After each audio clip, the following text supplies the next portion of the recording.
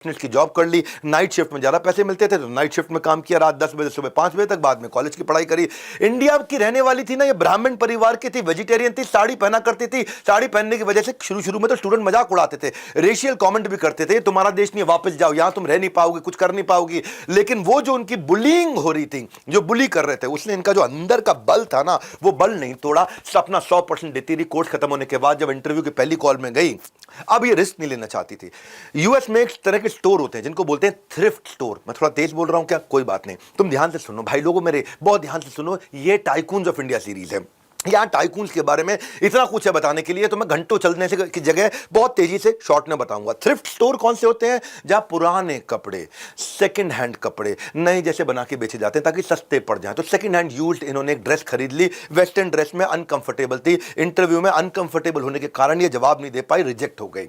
अब इन्होंने सोचा यार, जो मैं नेचुरल हूं, जो मेरी आइडेंटिटी है, मैं उस आइडेंटिटी से जाती हूं, अपना मनोबल टूटने नहीं देती हूं और मजबूत कर देती हूं। समझ में आ गया, कपड़ों से काबिलियत नहीं आकी जाती है। अगले सारे इंटरव्यू उन्होंने एक के बाद एक साड़ी में दिए और सब में सिलेक्शन हो गया। साड़ी को अपनी कल्चर की पहचान बना लिया। आज भी हर खास मौके पे आज भी साड़ी पहनना पसंद करती हैं। पहला लेसन पकड़ते हैं इनका, एक और जो सबसे बड़ी स्ट्रैटेजी का लेसन स्ट्रीमलाइन किया इन्होंने स्केल करने के लिए। वो 94 के अंदर जब पेप्सी को ज्वाइन किया, पेप्सी को का बहुत बुरा समय था।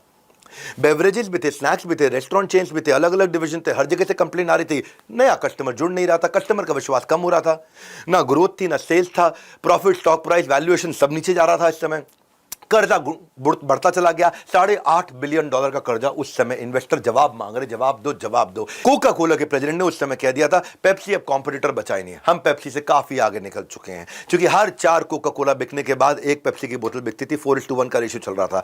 अब क्या होता है ऐसे समय में, बुरे वक्त में, जब समय खराब आता है, सबसे पहले एम्प्लॉय छोड़ के जाते हैं। एम्प्लॉय छोड़ के जाने लगे, एक एक दिन में 25 एम्प्लॉय रिजाइन करने लग गए। इंदिरा के पास, खुद के पास भी एक बड़ी कंपनी का ऑफर आ चुका था।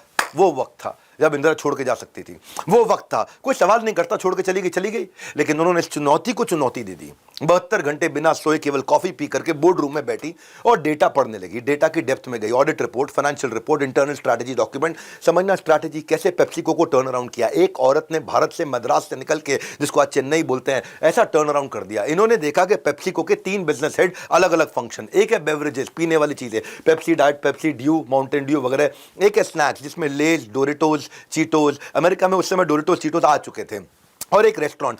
आपको जान के हैरानी होगी कि पिज्जा हट पहले पेप्सिको के अंडर था, टोको बेल पेप्सिको के अंडर था, और टाको बेल जिसको बोलते हैं टाको बेल, या फिर केएफसी भी पेप्सी के अंडर ही था। रेस्टोरेंट की फंक्शनिंग में उन्होंने बड़े सारे गैप देखे कि डाइवर्सिफाइड बिजनेस है और बिजनेस आपस में लड़ रहे हैं, बिजनेस आपस में भिड़ रहे हैं। एसी बोर्ड रूम में बैठ के डिसीजन लेना उनका स्टाइल नहीं। उन्होंने तैयारी करी, एक क्वेश्चन पेपर तैयार कर दिया।